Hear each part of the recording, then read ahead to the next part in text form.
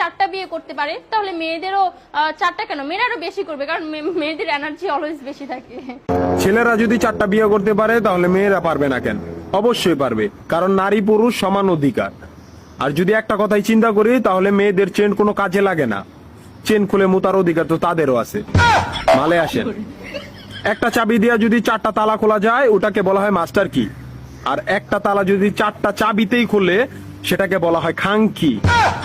ধরেন আপনি 4টা ইঁদুর পালেন, আপনার কাছে গর্ত আছে একটা, বাহিরে অনেক বৃষ্টি, বুঝেনি তো ওয়েদার ডিমান্ড, এখন 4টা ইঁদুরের একসাথে গর্তে ঢুকতে হবে, তখন আপনি কি করবেন? ধরলাম উপরে নিচে মিলাই আরো 2টা আছে, হ্যাঁ, তাহলে 4 নাম্বার ইঁদুরটা কই যাবো?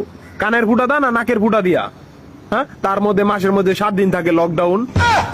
আমি মানি, আমি না শুধু সবাই মানে মেয়েদের অনেক পাওয়ার, মেয়েদের অনেক এনার্জি।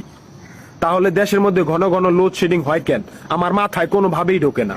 একটা ছেলে যদি 4টা বিয়ে করে, 4টা ঘরে যদি 10টা সন্তান থাকে, তারপরে বাপের নামে একটাই থাকবো। এখন আপনি যদি 4টা বিয়ে করেন, একটা সন্তান হয়, তাহলে বাপের নাম কি দিবেন? সলিমুদ্দিন, কলিমুদ্দিন, আনোয়ার, মনোয়ার, নাকি গড়ে মিলাইয়া জানোয়ার? আপনি কি নারী না ঢাকা শহরের লোকাল গাড়ি?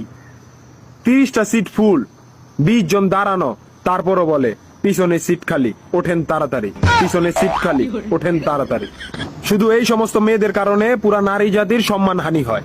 আমাদের উচিত সিটি কর্পোরেশনের কুত্তা মারার ইনজেকশন দিয়া এদেরকে মেরে ফেলা, যাতে এদের জন্য অন্য কোনো মেয়েদের কেউ খারাপ নজরে না দেখে। মা রানী কোনানকার।